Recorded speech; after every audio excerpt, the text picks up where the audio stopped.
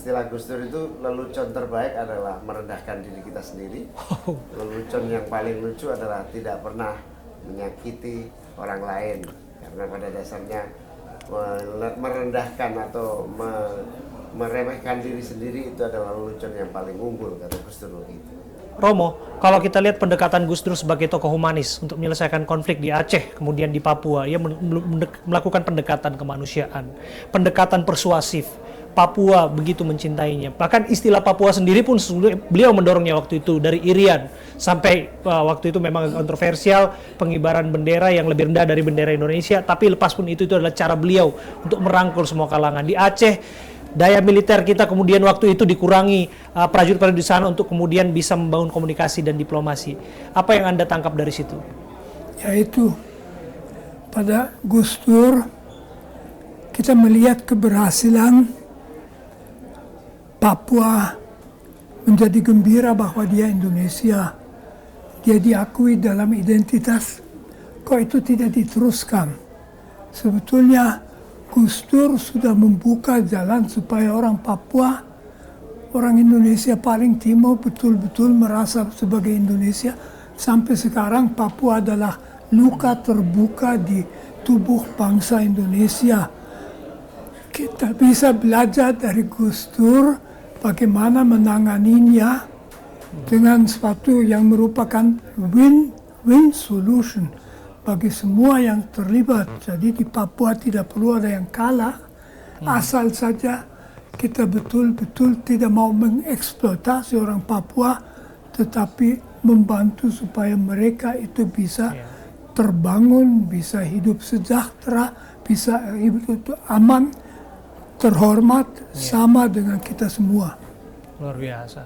Gus, kan yang dikangenin kalau Gus Dur bicara itu kan endingnya, guyonannya, jenakanya yang selalu dinantikan oleh banyak kalangan, Gus. Kalau kita melihat hari-hari ini bagaimana ceramah, tausiah, apapun itu disampaikan, ini mungkin Gus Imin juga melihat ini bisa menjadi kontroversi belakangan ini, juga mengikuti apa yang terjadi belakangan ini. Apa yang patut dicontoh dari cara-cara berceramah, cara-cara Gus Dur memberikan pesan kepada umat? Ya, sebetulnya Gus Dur bisa menghadirkan satu message, pesan, gagasan dengan amat sangat sederhana dan bahkan menggembirakan. Itu karena prinsip Gus Dur tidak pernah merendahkan dan tidak pernah merasa lebih tinggi dalam semua aspek, termasuk di dalam melakukan guyon-guyon dan cerita-cerita lucu. Sehingga istilah Gus Dur itu lelucon terbaik adalah merendahkan diri kita sendiri.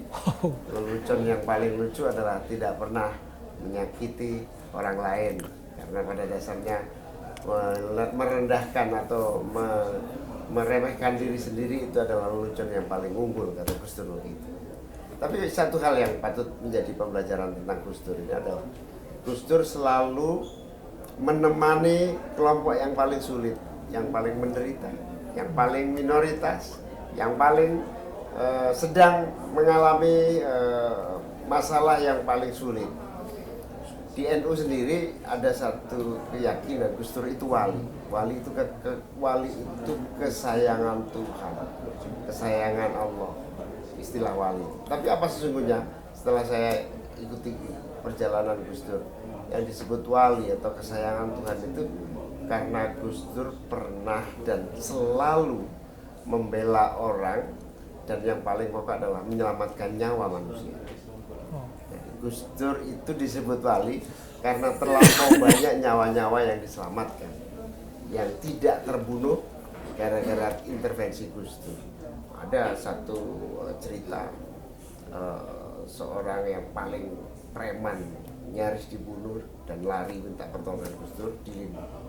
Hatta pada wilayah perlindungan kepada jiwa itu memang doktrin agama yang telah salah satu pilar agama adalah menyelamatkan nyawa, dan itu tidak main-main Gus Dur praktekkan, dan itulah yang kemudian dia disebut wali. Luar biasa. Apa yang tidak mungkin Gus Imin lupakan dari sosok Gus Dur? Gus Dur itu ketika memiliki ide yang tidak bisa diterima kalangan pihak, kita sebagai pendamping, pengikut, apa namanya, tamengnya gitu kan selalu panik dan kemudian selalu ikut menasehati Gus Dur. Gus kok begini ya, misalnya ketika bendera Papua Gus Dur sampaikan, silakan bendera Papua dikibarkan asal di bawah merah putih. Wah, DPR ngamuk. Saya datang ke istana, Gus, saya dan teman-teman yang di PKB remuk nih gara-gara pernyataan Gus Dur, bendera Kejora boleh dikibarkan. Apa jawaban Gus Dur dengan santai? Sepak bola aja pertandingan di kampung boleh mengibarkan bendera, masa bendera Kejora aja nggak boleh ya? Itu sesuatu yang serius menjadi sangat cair. Itulah kemudian Gus Dur dicintai oleh teman-teman Papua sampai hari ini. Luar biasa. Ini terakhir ya Gus ya. Kita tahu bahwa Gus Dur ini kan tidak memiliki musuh lah. Semua dirangkulnya. Bahkan ia sempat menyebutkan kalaupun ada figur yang dia musuhi adalah sosok Pak Harto. Tapi itu pun ia temani. Artinya memang dia minus permusuhan dan hampir semua dirangkul menjadi seorang sahabatnya begitu. Dan kok saya melihat bagaimana kemudian politik hari-hari ini kemudian yang tadi lawan bisa menjadi teman dan sebagainya. Ini sebagai satu refleksi kebangsaan, Gus. Gus Imin juga ada dalam seturu politiknya Pak Prabowo, lantas kemudian ada dalam kabinet. Ceritakan kepada kami, Gus, mungkin belum banyak orang yang mengetahui itu. Barangkali ada nilai-nilai dari Gus Durian yang kemudian diambil di sana, sehingga pada akhirnya Gus Imin hari ini ada dalam satu kabinet pemerintahan yang kemudian ikut mencoba untuk mewujudkan asas-cita. Iya, ketika ada orang yang merasa paling benar, Gus Dur selalu mengingatkan, jangan pernah menyalahkan orang lain yang pernah salah atau yang sedang berbuat salah, karena pada dasarnya orang akan berubah menjadi lebih baik. Ya. Dalam konteks itu perbedaan pendapat atau perbedaan cara pandang, kebijakan, itu yang paling pokok adalah semua saling belajar.